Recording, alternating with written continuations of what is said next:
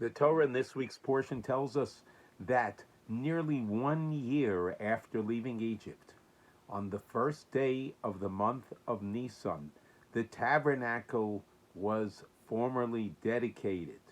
The entire Jewish people received the special, beautiful blessings from Aaron the high priest.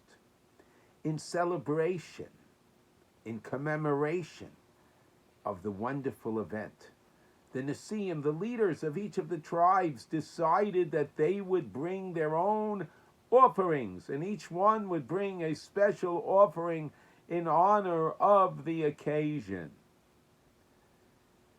Look at the portion, and you see that 75 psukim, 75 verses were dedicated to recording the offerings that were brought by these Nesiim, by these elders.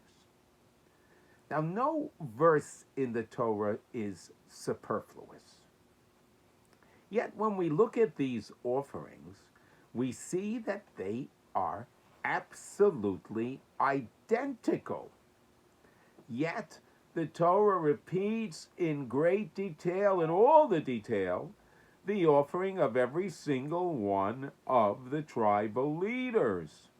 Now, the Torah could have just said, well, the tribal leader on the second day brought the same offering as the first day, and the third day as the second day and the first day. But the Torah specifically goes through the details of every single one of their offerings, even though they were absolutely, totally identical. And the Chafetz Chaim explains, based on a medrash, that the Nesiim, these elders, the heads of the tribes, they got together and they said, we're going to bring offerings, we're going to celebrate.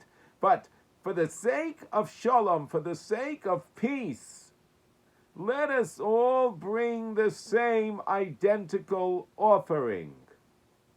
God looked at this and God said, this is so beautiful, because you really want to show your recognition of the event.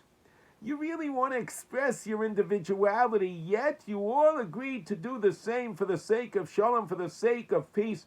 I love that. And I love that so much that I'm going to record your names and each and every one of your offerings completely.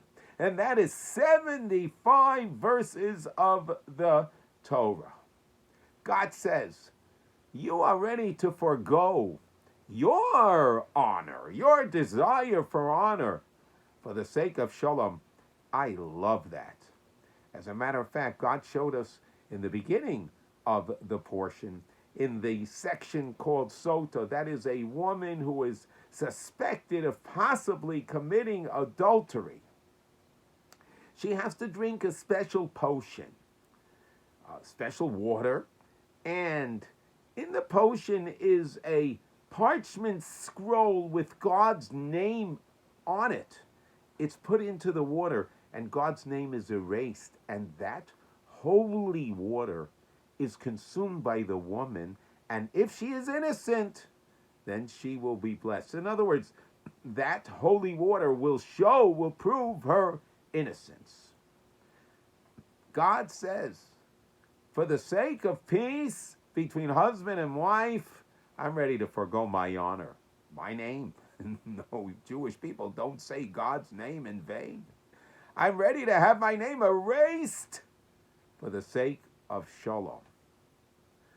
God says to all of us, when you can forgo your desires for the sake of shalom, I love that. So, all of us, let's think of ways when we really want something to happen, but if we hold back, it'll bring peace and calmness. Let us know that God will look at us and say, I love you, and I love what you're doing for the sake of shalom. Have a peaceful and beautiful Shabbos.